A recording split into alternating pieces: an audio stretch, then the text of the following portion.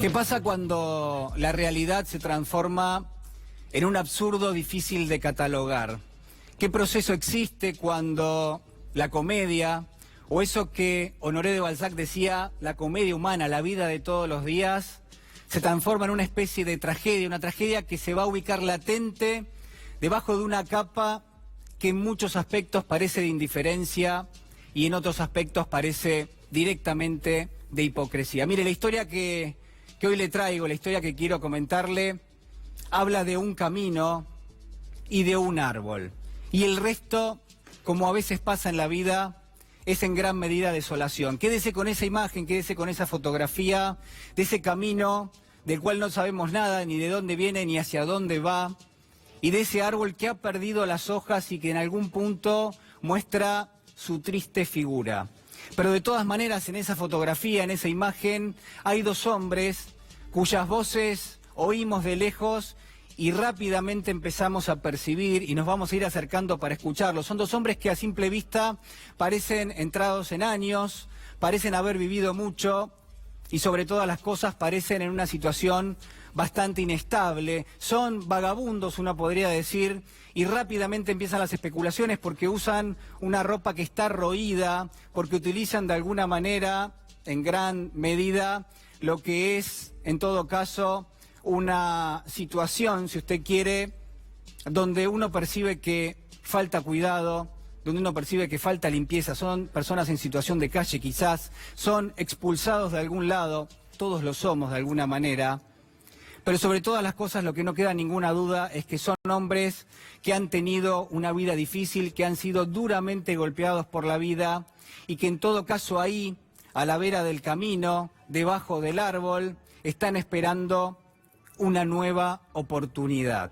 Hablamos directamente, si usted quiere, de dos personas que uno podría pensar que están esperando algo, probablemente estén allí esperando algo, pero sobre todo de dos personas que conversan animadamente entre ellos. Mire, la verdad es que en esta historia no hay un narrador, no hay alguien que nos anticipe quiénes son estas personas, ni de dónde vienen, ni cuál es su historia, ni lo que han sufrido y ni siquiera cuáles son sus expectativas. Sencillamente nos vamos a ir enterando de quiénes son o qué es lo que quieren cuando nos acercamos, cuando los escuchamos directamente en esa conversación, en una conversación que desprende algo de juego, algo de lúdico, donde hay cierto amor por las palabras, donde hay cuidado en los detalles, en cada una de las cuestiones que se van a discutir.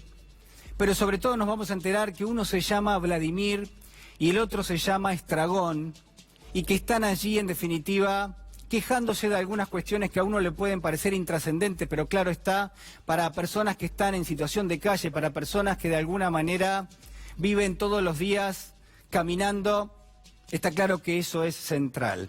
Mire, Vladimir se va a quejar de que en todo caso tiene los músculos agarrotados, que le duele la vejiga, que está cansado de hacer pis atrás de un árbol. Y Estragón va a decir que esas botas que tiene tan chicas le aprietan muchísimo los pies. Va a decir que no quiere caminar más, que le duelen los pies. Pero sobre todas las cosas vamos a asistir, a medida que nos vamos acercando, a medida que los escuchamos hablar, a lo que es un diálogo o una sucesión de diálogos que son en algún punto delirantes. Claro, delirantes ¿para quién? ¿Para qué? Dirá usted. Para lo que son dos personas que están a la vera del camino y que da la sensación que están esperando algo. Es un mosaico de historias, si me permite. Es un mosaico donde las historias se van a ir anudando y donde van a hablar de filosofía, y van a hablar del tiempo, y de un árbol, y de los zapatos, y van a volver a hablar de literatura quizás, y en algún punto se van a divertir y después se van a ir peleando, se van a tirar al piso, se van a agarrar a trompadas y se van a terminar amigando. Y en todo momento, desde que tomamos contacto con la historia, lo que nos vamos a enterar, lo que vamos a saber en definitiva, lo más importante quizás es que ellos están allí esperando a un tal Godot. Esperando a Godot es la historia de la cual estamos hablando, concebida por el genio de Samuel Beckett, y van a volver las conversaciones.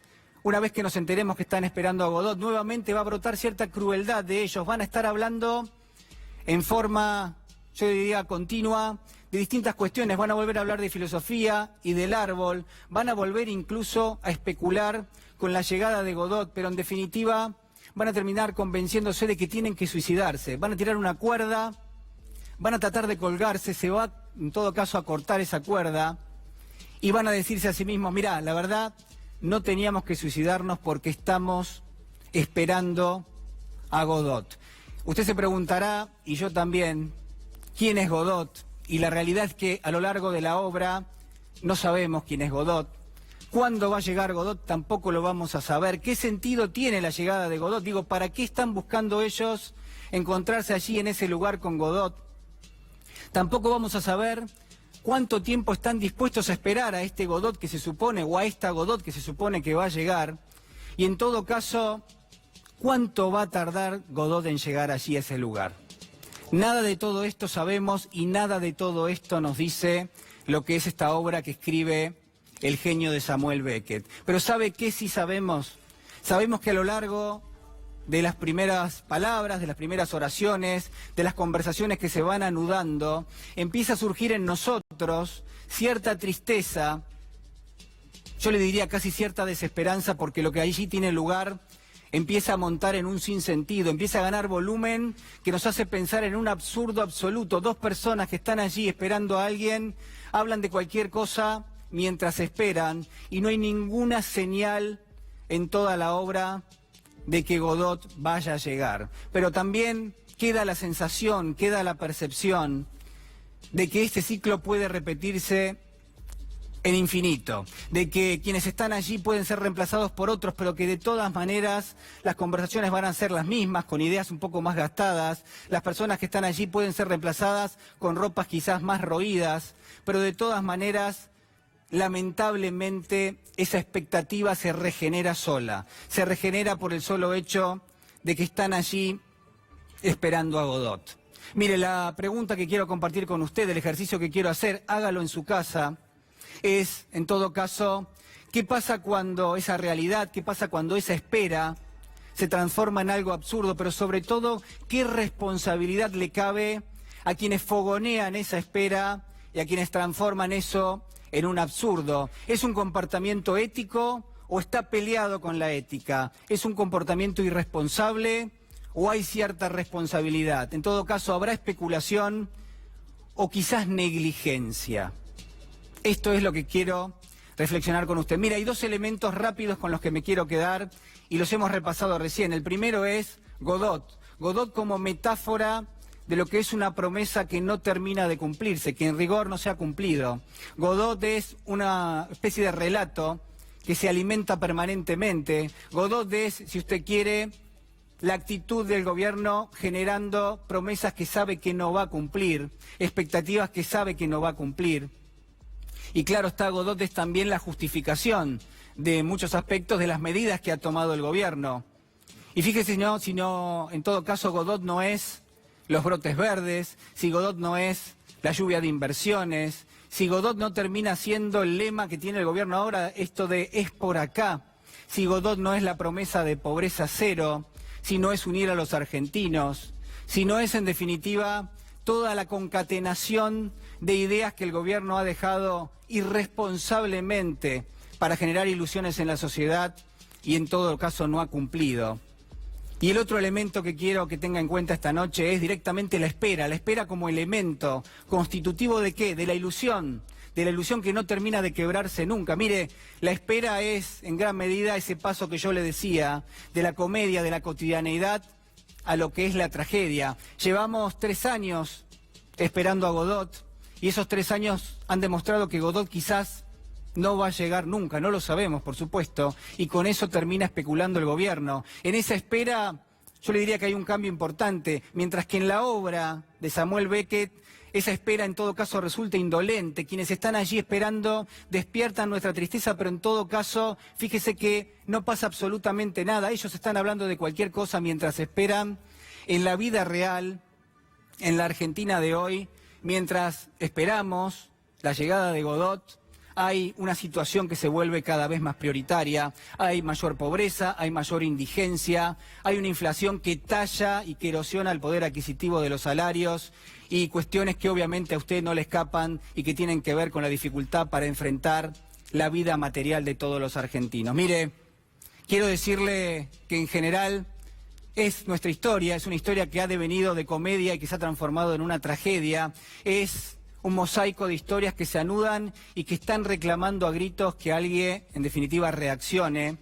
Pero sobre todas las cosas, la Argentina de hoy es una obra maestra del absurdo. Es, en definitiva, un lugar donde el sinsentido está prácticamente navegando a sus anchas y donde la búsqueda del sentido queda exclusivamente a cargo de aquellos a los que les preocupa directamente la cuestión social.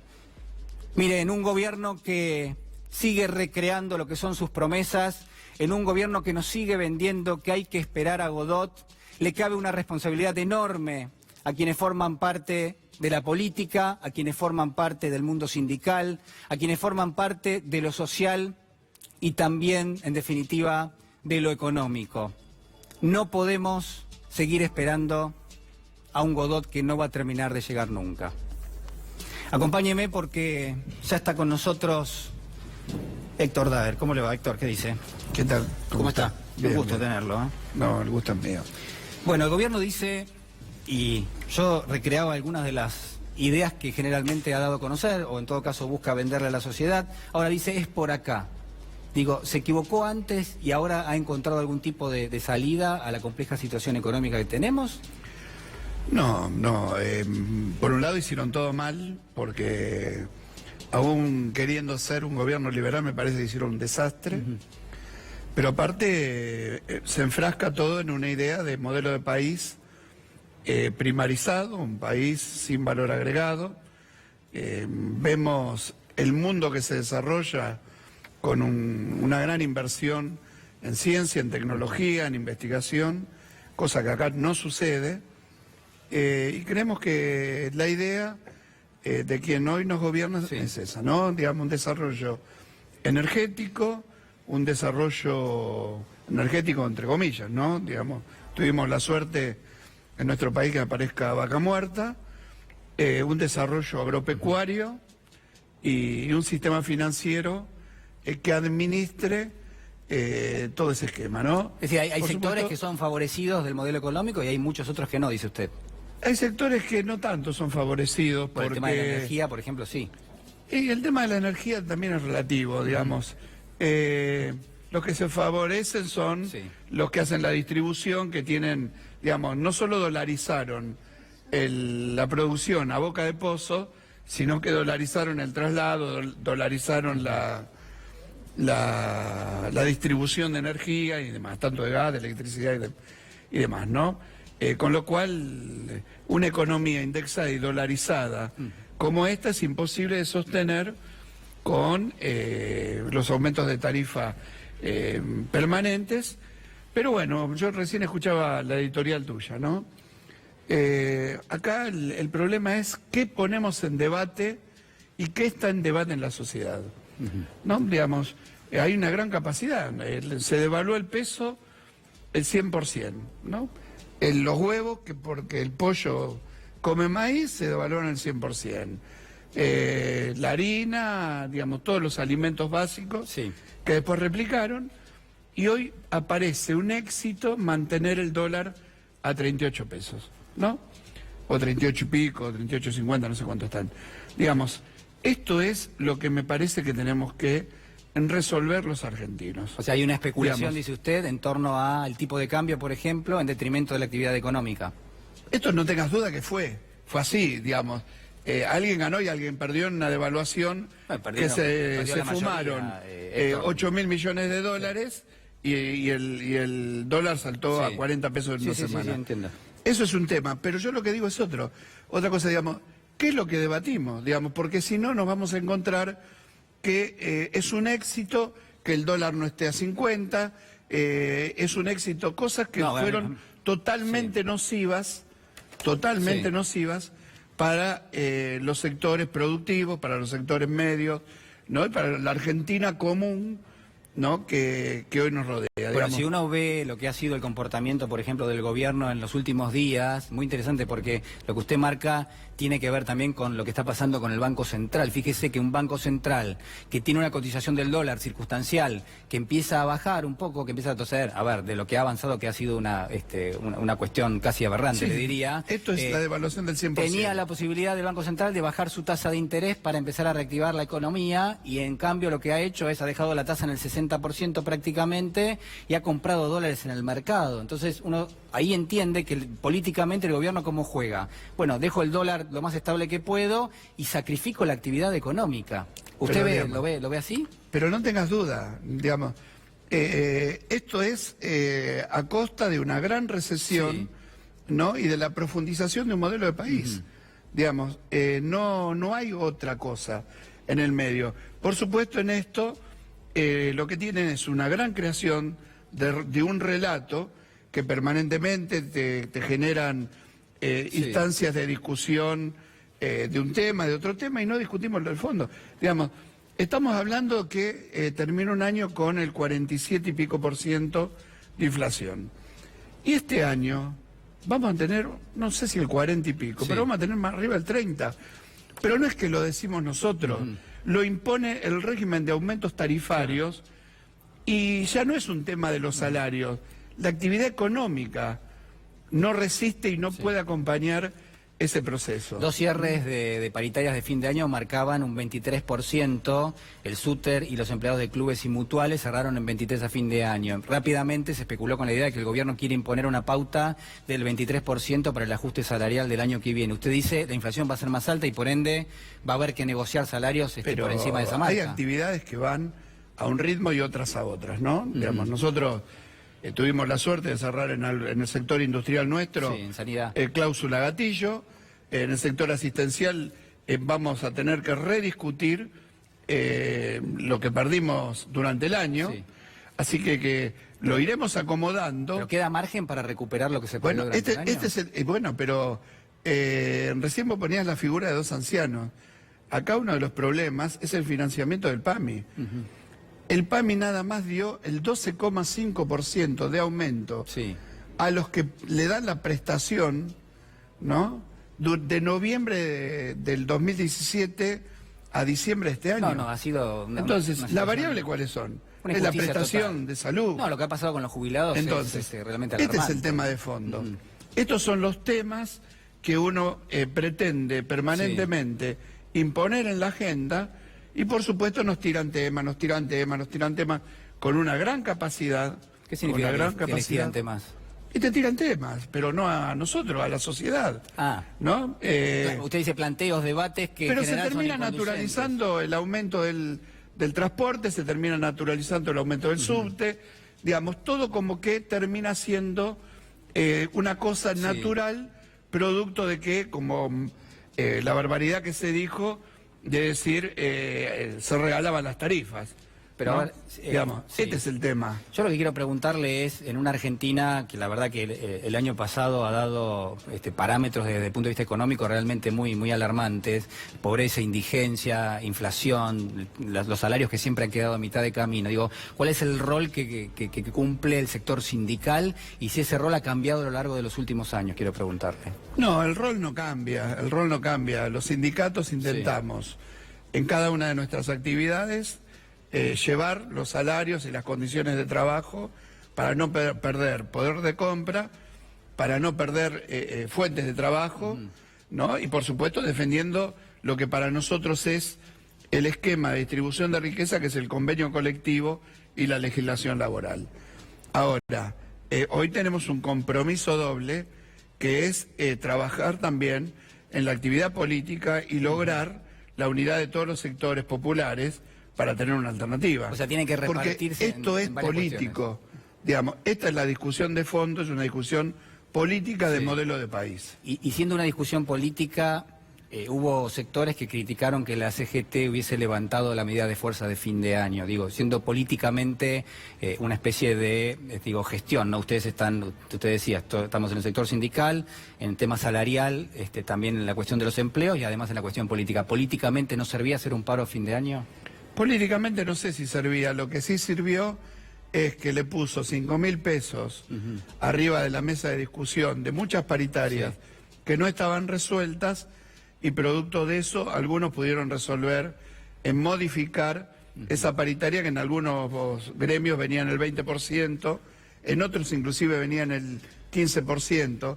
La realidad es que al momento de esa discusión solo el 25% de los convencionados había rediscutido y readecuado los salarios de aquel inicio, ¿no? Que eran actualizaciones del 15% nada más. Eso generó una dinámica que, por supuesto, no alcanzó como no alcanzó cuando firmamos el 30 y pensábamos que estábamos firmando un buen salario y después termina devorando toda esta debacle inflacionaria. El rol político tiene que ver con trabajar primero en la unidad de todos los sectores. Esto es fundamental. Sí. ¿Se puede trabajar en ese sentido? Y estamos obligados a trabajar. Acá no hay posibilidad de que haya 2 peronismos o 3 peronismos. El movimiento obrero es la primera víctima de un proceso nuevo de este gobierno, no tengan dudas. Porque que vienen por los derechos laborales, no tengas duda, ¿eh? Bueno, eso le quiero... Bueno, se lo pregunto ahora, en definitiva. El gobierno mantuvo reuniones en el día de hoy, incluso con algunos sectores, sector metalúrgico, en estas mesas que se hacen para que los sectores le planteen al gobierno algunas inquietudes, y pidió que le llevasen en una carpeta determinado tipo de iniciativas de carácter laboral. Obviamente, lo que estaba en esas carpetas tiene que ver con la reducción de licencias, con el pago de indemnizaciones que se vayan acotando, digo, cuestiones que se van a discutir o que uno intuye que el gobierno va a tratar de plantear en el Congreso este año. ¿Usted ve lugar para que haya una reforma laboral? Por debajo de la ley de contrato de trabajo no pueden discutir nada, ningún convenio ni nada. Esto lo hablamos con los compañeros de la UON, lo hablamos con todos. Esas mesas, en algunos sectores lo que hicieron fue reducir el impacto de las cargas sociales, en el caso de textil, calzado y alguno más.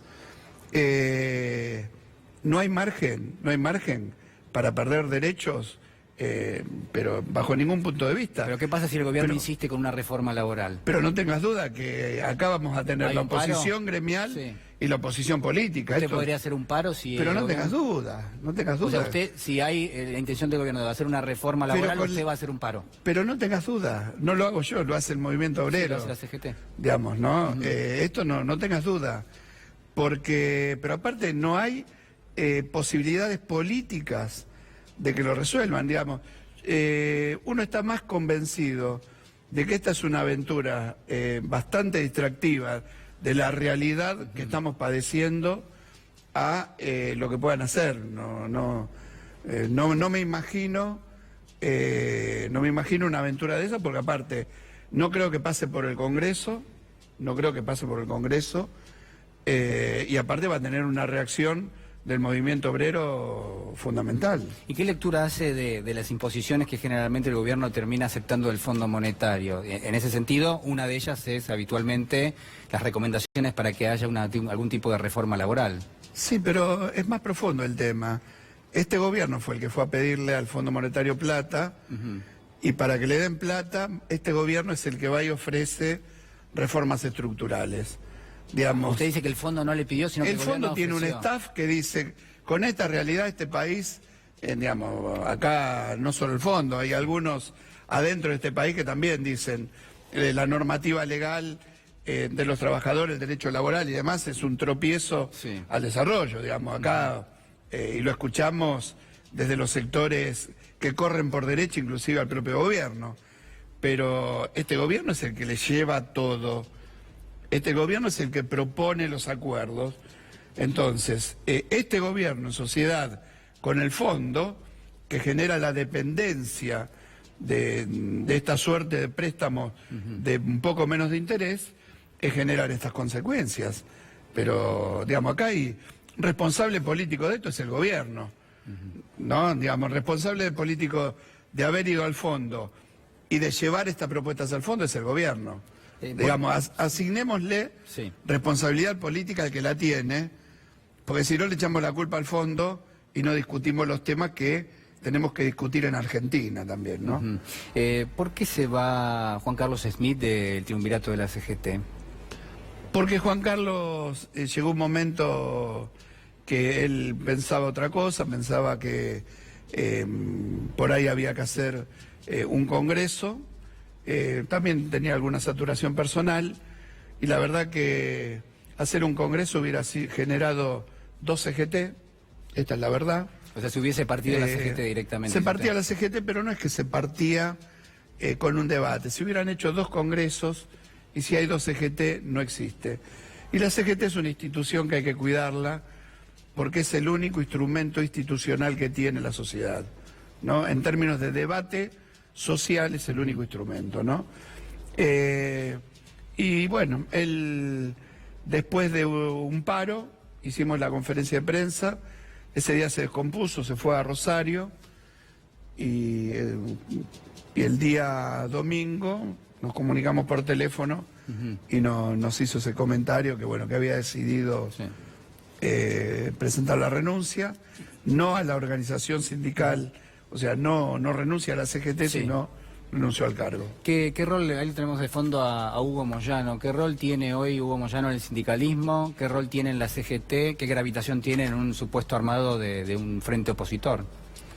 Bueno, Moyano es un dirigente que es indiscutible su aporte, y es indiscutible la presencia de un sector importante del movimiento obrero, que es el gremio de camioneros, y aparte es el referente de un grupo grande de dirigentes también, ¿no?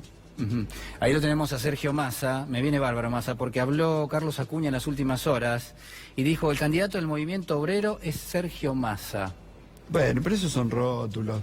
Pero es una definición. Hace un mes él estaba en una reunión también y dijo, el candidato es Lavagna, digamos. Bueno, también dijo que el movimiento obrero también apoyaría la candidatura de Roberto Lavagna. Bueno, por eso, digamos, el movimiento obrero es todo.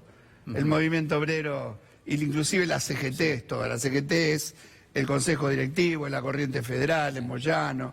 Lo que tenemos que buscar es la unidad de todos. ¿Pero a quién le parece usted un buen candidato? ¿Quién sería un buen candidato a presidente? Bueno, ahí te voy a mostrar que tengo responsabilidad institucional. Creo que el candidato tiene que salir o de una gran paso o de un acuerdo de todos los sectores. Tiene que ser alguien que sintetice y que no esté vetado por ninguno de los sectores, ¿no? En ese esquema, ¿la expresidenta Cristina Fernández de Kirchner podría ser candidata? Yo creo que tiene que estar inevitablemente, digamos, porque hay quien refractariamente dice, yo con Cristina no me siento, y hay algunos que dicen, yo con Massa no me siento. Yo creo que tenemos que lograr esa síntesis de todo. Bueno, a ver, el candidato hay que esperar. Hay que esperar. No, decía que, el propio Carlos Acuña, cosecretario general de la CGT, plantea en gran medida en los medios. Pero porque él milita que lo que sería un balotaje entre Cristina y Macri. Él dice que que eventualmente Cristina podría perderlo, mientras que algún otro candidato, Lavagna, un Massa, etcétera, tendría chances de ganar. ¿Usted cree que ese escenario puede darse de esa manera? Pero si hay 3 peronismos, gana Macri, olvídate. Si hay 2 peronismos, 3 peronismos, gana Macri. Acá hay que no hay que colgarse de lo que nos inventan, ¿no? Yo creo que Sergio, Rossi, Felipe, Tayana, Inés, algún gobernador, Cristina, qué sé yo, todos tienen que confluir en una alternativa. Si hay 2 alternativas... Bueno, hay egos, ¿no? Hay quien dice, Alberto Fernández estuvo el otro día en el programa y dice, la verdad que está lleno de egos. Pero, viste, nosotros estamos en una posición desprendido de esos egos. Decimos, nosotros no queremos ser ni presidente, ni vicepresidente, ni nada. Bueno, viejo, hay que ponerse de acuerdo. Digamos, acá hay temas de fondo por los que hay que ponerse de acuerdo. ¿Qué pasa, Daer, si Macri reelige en la Argentina? Y yo creo que la primera acción es reformar, porque si es reelecto va a tener números en una de las cámaras y seguramente vendrá por la legislación laboral, no me cabe duda. Por eso, con un interés primario como trabajador, creo que tenemos que hacer todo lo posible para que eso no se dé. Héctor, le quiero agradecer muchísimo haber estado en nuestro programa. Gracias a Ha sido ustedes. muy amable, lo saludo y ya me voy para el tótem. Muchas gracias. No, gracias a vos. Bueno, síganme porque, a ver, dos datos que son importantes y son, en definitiva, yo digo, manifestaciones de lo que es la realidad de la economía argentina, la economía real, no la economía financiera. Fíjese, inflación mayorista, y no se asuste, pero este es el número que cerró 2018 con los datos que dio a conocer hace algunas horas nada más el INDEC, 73,5%. Claro, usted dice, no, pero la inflación minorista fue del 47,6%. Bueno, la diferencia, la brecha que hay entre ese número y el de la inflación minorista es lo que en gran medida, opinan algunos, yo coincido, va a generar cierta presión en el arranque de lo que son los primeros meses de este año, y obviamente hay una cuestión inercial que va a llevar muy probablemente a constituir algún tipo de piso en la inflación mensual del orden de entre el 2 y el 3%. Así que atención con este dato, es muy relevante, es muy importante. A ver, para que usted lo tenga en cuenta, es directamente los costos que asume un productor mayorista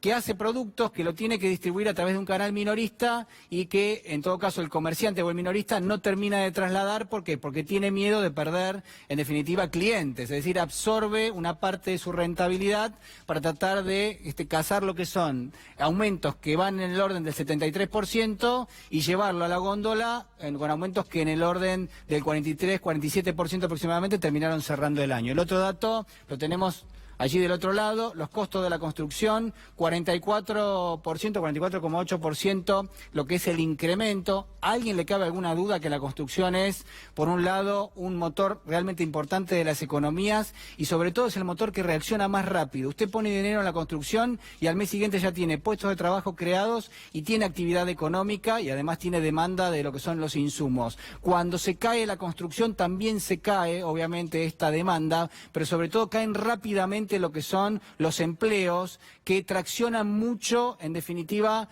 toda una serie de actividades que son periféricas, pero que son muy importantes y que le dan muchísimo trabajo a muchos argentinos. Por eso es tan importante muchas veces la obra pública y por eso cuando se frena la obra pública es un deterioro enorme. En algún caso discutiremos después si esto le sirve al PBI permanentemente. Claro, una vez que usted hizo la torre, esa torre no es una fábrica que produce, es una torre que quedó quieta y que en todo caso generó actividad económica mientras se construía y cuando quedó, quedó.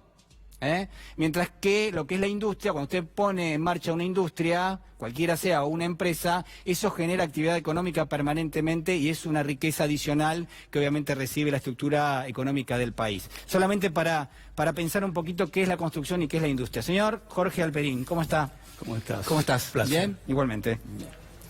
Bueno, a ver, mira, me voy a repetir con una pregunta filosófica, con esto que el gobierno plantea de es por acá, señoras y señores. Y uno dice, bueno, pero a ver, si era por acá, ¿por qué no vinieron antes? Y en todo caso, si el gobierno dice sistemáticamente es por acá, ya sabemos que se la va a dar de frente contra una pared. Digo, ¿cuál es la visión que tenés un poco en términos sociales, en términos económicos de esta Argentina de hoy? Bueno, ese es por acá. Evidentemente vienen trabajando en una dirección. Esa dirección ha producido los desastres que estamos mencionando. Una inflación de casi el 50%, una inflación en los 3 años del 170% casi, un dólar que se disparó, se multiplicó por varias veces, desempleo, cierres de empresas, un mercado interno deprimido. No es por acá. Por otro lado tiene que ser, por acá no puede ser. Tampoco nos está diciendo que va a cambiar el rumbo, no. Es decir, que ellos siguen por un lugar, siguen, por ejemplo, diagnosticando la inflación como un problema de emisión monetaria y de déficit, y entonces resulta que tenemos una inflación que, aplicada a la receta, aplicado déficit cero y emisión cero, sí, resulta que no se controla la inflación, y los más optimistas dicen que este año, la inflación será como mínimo del 30%, y eso los optimistas. Es decir, que no era por acá, no era por el emisión cero ni déficit. Es más, hay un interesante artículo de el ex viceministro de Economía de Kicillof, Emanuel Álvarez Agis, que hace una comparación entre 2011 y 2014. El nivel de crecimiento de la emisión era del 31% en el gobierno de Cristina Fernández. En estos 3 años el nivel de crecimiento de la emisión fue del 31%, fue igual. Pero ¿qué pasa? En esos 4 años de Cristina Fernández la inflación fue del 26% promedio y en estos 3 años de Macri la inflación es del 37% promedio. Entonces no era la emisión la explicación de todo. ¿Cuál sería? Serían las tensiones distributivas. Claro, las tarifas, ¿no? Las tarifas, el dólar. La devaluación que trajo un impacto que Prat Gay decía que no iba a tener, así que no es por acá, no es por acá, es por este otro lado. Ahora, ¿cuál es ese otro lado? Y ahí te pones a preguntar, ¿por qué? Si la performance de 3 años ha sumado desastres, Sí. ¿por qué a fin de 2018 no hubo estallidos sociales? Macri se tomó 3 semanas de vacaciones, todo su gabinete se fue por las playas. ¿Y por qué, Jorge? Yo creo que hay factores que lo explican y que nosotros tendemos a creer que es la economía por donde hay que atacar el problema. Y por supuesto que el problema va a tener que ser atacado por la economía. Pero me parece que la oposición, coincido con Paula Canelo, una inteligente socióloga, de que se equivoca creyendo que por ese lado le roza y le afecta. Creo que hay factores que explicarían por qué Macri todavía se puede plantar, después de 3 años de desastres acumulados, con chances de ser reelecto. Esto no quiere decir que va a ser reelecto y no considera tampoco imponderables como, por ejemplo, que Cristina decidiera no presentarse o ir a la provincia en vez de Nación. El gobierno tendría chances de ser reelecto a pesar de lo que ha sido la performance negativa en términos económicos. Supongamos que los factores que hoy tenemos se mantengan, ¿no? Digo, con la evolución previsible de muchas cosas como la económica, supongamos que no hay un colapso, porque una estampida cambiaria nueva, este año me parece que podría ser un default. Bueno, me parece que el gobierno se está asegurando, está matando la economía, pero se está asegurando que eso no tenga lugar. Sí, pero asegurar hasta cierto punto. ¿Por qué? Porque, a ver, por ejemplo, un año electoral es un año de fuga de divisas. Sí, sí, por supuesto. Se acelera la fuga de divisas por incertidumbre, mucho más cuando la oposición tiene chances de ganar. El populismo, como dicen los sectores del capital, tiene chances de ganar la elección y volver. En consecuencia, la incertidumbre de los sectores que fugan divisas aumenta. ¿Hasta dónde van a poder controlar eso? Otra, el pago de deuda. Hay 56.000 millones que pagar de dólares este año.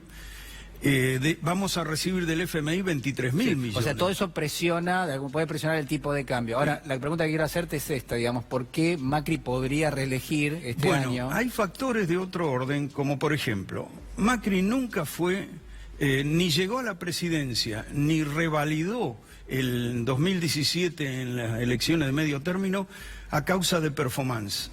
Es decir, no llegó mostrando performance, no fue valorada las performances en la ciudad de Buenos Aires, no fue eso lo que lo llevó a la elección. ¿Qué fue? Creo que había 2 factores centrales para mí de atracción para los votantes macristas. Un factor es aspiracional. Un millonario creó una fuerza política que está llena, poblada de hombres de negocios. Ellos pueden tener la clave para el éxito. Esto es una fantasía en el electorado. Y el otro factor es el punitivo. Hay que castigar al populismo, que vendría a ser una asociación ilícita.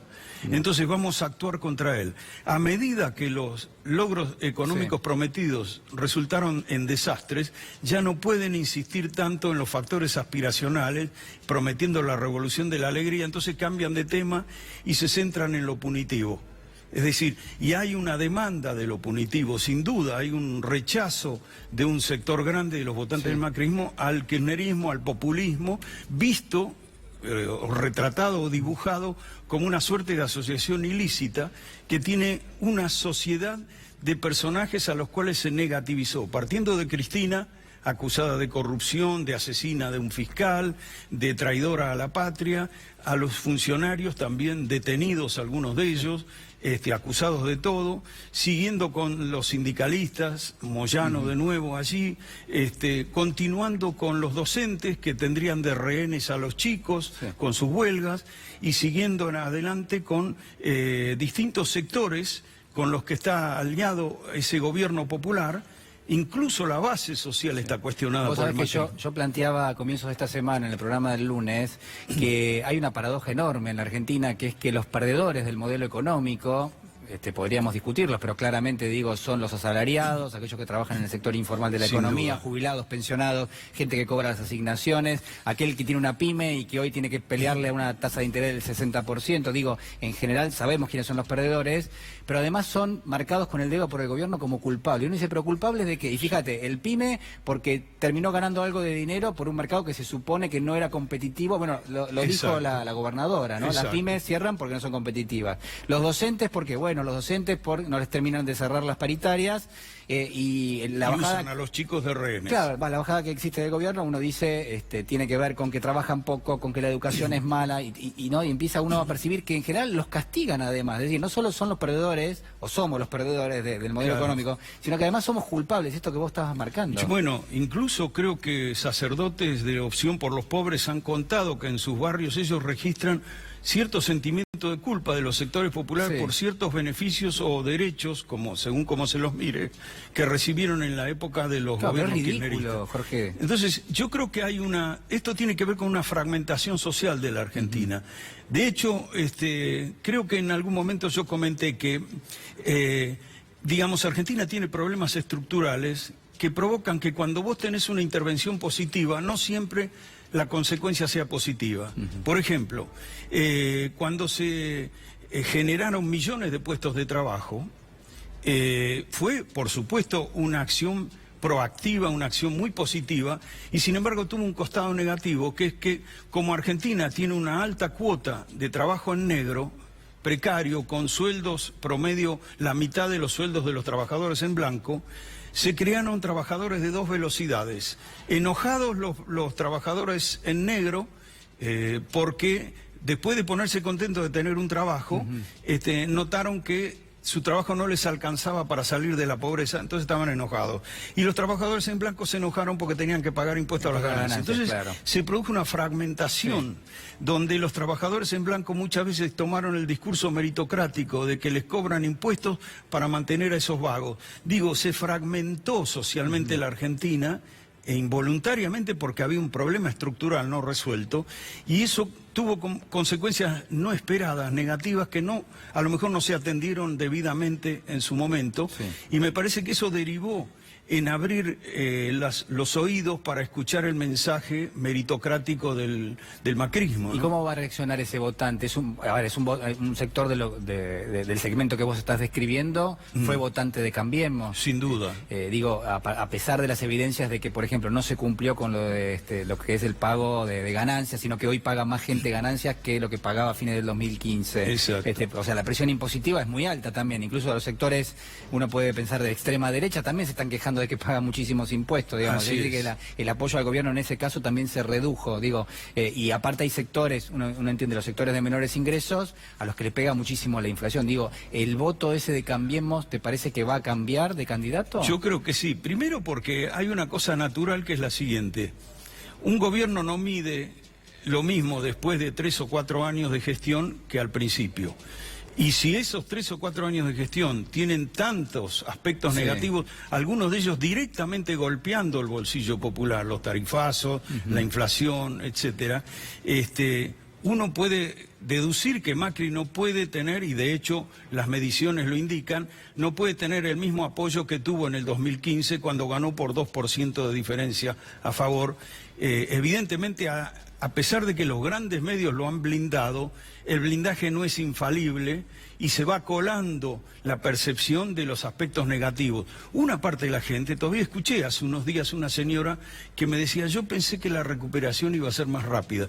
Y uno dice, ¿en qué se basa para hablar de recuperación? ¿Cuál sería la herramienta que usó Macri que habla de una recuperación? Seguramente tiene alguna respuesta que son vaguedades, pero que ella cree, ¿no? Pero hay una cuestión ahí que cruza que tiene que ver más, yo te diría, con lo mesiánico, con lo evangélico, digamos, evangelizar que viene algo que se supone que va a ser mejor y que sirve de pretexto, de justificación para un sufrimiento que es presente, en definitiva. Claro, pero eso solo entra en tanto y en cuanto hay sentimientos de un modelo de sociedad que no coincide, para un sector, no coincide con el modelo de sociedad que propone un modelo distributivo. Es decir, hay una idea en muchos argentinos de una sociedad con jerarquías sociales, dicho brutalmente, Sí. o uno lo escucha en la calle, no Sí. puede ser que estos negros estén ganando más que yo, o lo mismo que yo, o tengan un televisor plano, o tengan esto. Como que hay un sentimiento de que hay jerarquías sociales que deben ser respetadas.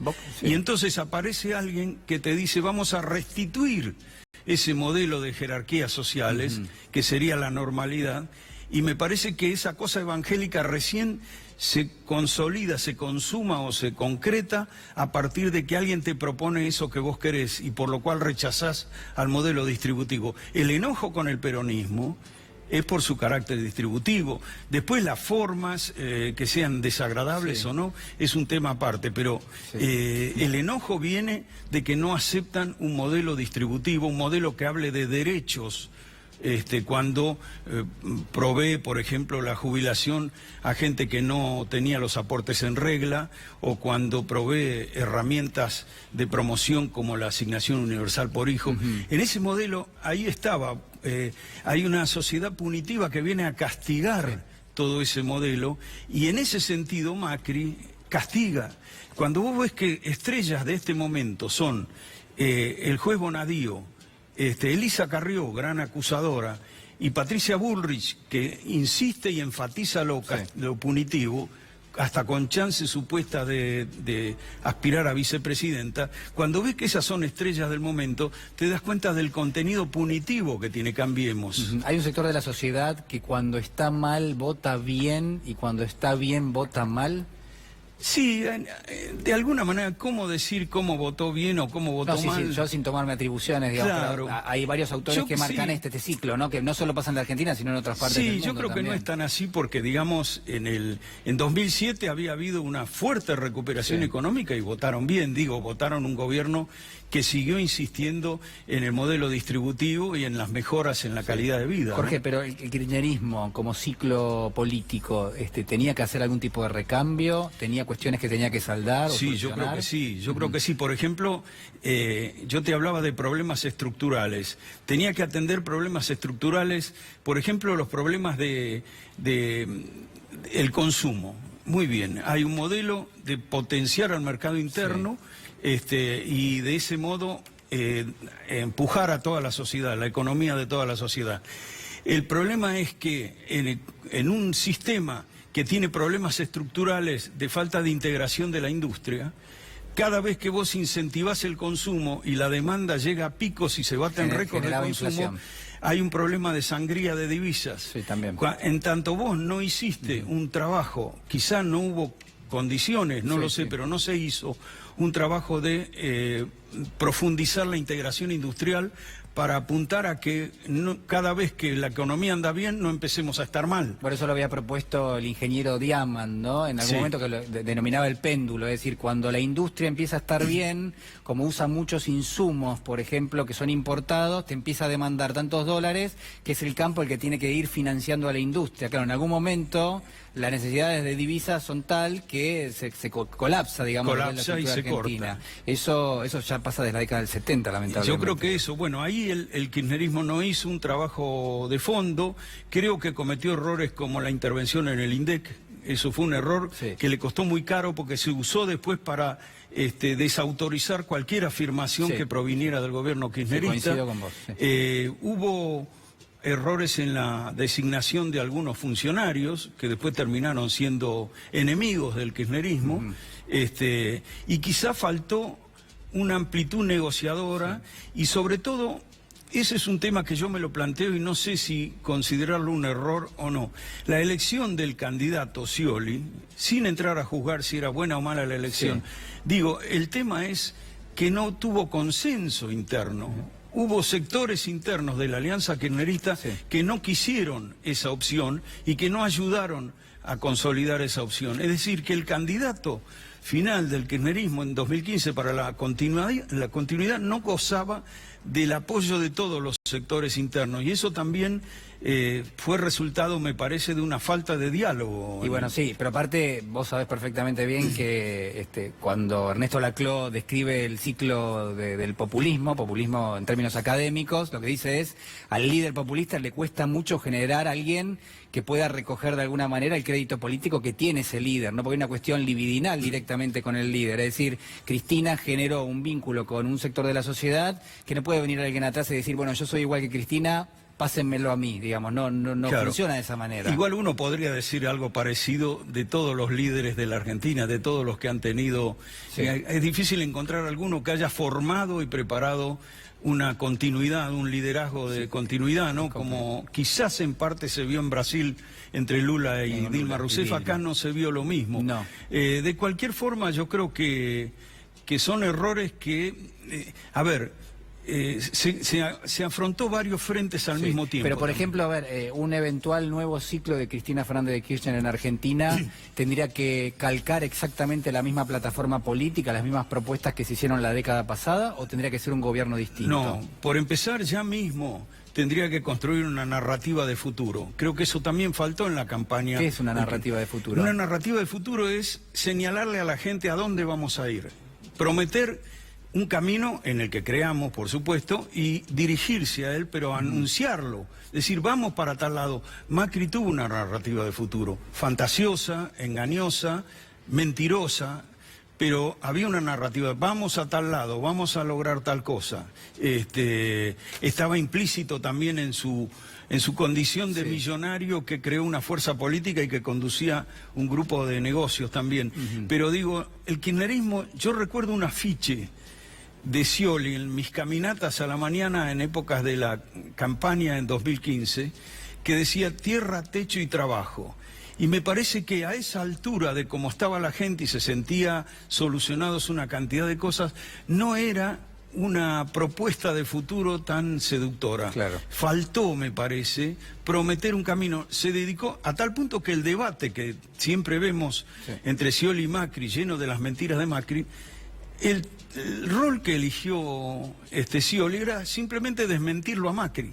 En lugar de decir nosotros vamos por este lado, Scioli se dedica en ese debate, fíjate, a mostrar las mentiras que está diciendo y anunciar lo que después terminaría pasando. Pero eso era suficiente para seducir al electorado, para decirle, bueno, en el próximo periodo, o a lo mejor transmitía que esta gente no tiene mucho proyecto y entonces se dedica a cuestionar al otro. Se quebró, digamos, la representación o la potencial representación que puede tener alguien hoy que está quejándose de la economía o de lo social, es decir, hoy un empresario, un pyme, alguien que cobra algún tipo de asignación, un jubilado, seguramente en lo que es la oferta política tiene a alguien preferido, pero en líneas generales yo observo, al menos una opinión, hay cierta desconexión con la posibilidad de generar rápidamente algún tipo de alternativa. ¿Cómo ves esa situación y cómo me imaginás este año en términos electorales? Sí, a mí me parece que todavía está faltando una narrativa de futuro a esa oposición. Primero hay una cosa también que es muy fuerte, y es que todos estos 3 años de desastres económicos autoprovocados por el macrismo, si bien dañaron la imagen de Macri, la desgastaron, no hicieron mella en su liderazgo de la Alianza Cambiemos. Nadie hoy cuestiona, en todo caso hablan de desdoblar elecciones, que también está una cosa que se está ahora desinflando un poco. Pero, digamos, no está cuestionado el liderazgo de Macri, a pesar de semejante aluvión de desastres. Mientras que en la oposición no hay un liderazgo consensuado. Cristina tiene, y está haciendo un trabajo, me parece notable desde hace tiempo, donde ha logrado reagrupar sectores que eran irreconciliables hasta minutos antes. Moyano, Alberto Fernández, Felipe Solá, Movimiento Evita, gobernadores y demás, que se fueron reacercando y que hasta poco antes estaban como que no querían saber nada con el kirchnerismo. Hay un trabajo muy inteligente hecho por Cristina que muestra también que ella tiene que estar muy abierta para poder reacercar a esos sectores contra los que decían que era un poco sectario, qué sé yo. Pero todavía no consigue que el conjunto de la oposición peronista la reconozca como la líder única, mientras que Macri tiene la ventaja de que su liderazgo no está cuestionado. Eso es una ayuda para él. Esto no lo hace infalible de ningún modo. Insisto, el desgaste de un gobierno y de un gobierno con aluvión de desastres, sin duda está mostrando por qué cayó su imagen y no puede ser el mismo nivel de apoyo que cuando ganó por el 2% de diferencia. Incluso la elección de 2017 ya mostraba que no conservaba todo con él, ¿no? Muchas gracias, Jorge. Ha sido muy amable, te agradezco muchísimo Gracias por estar en a nuestro vos, programa.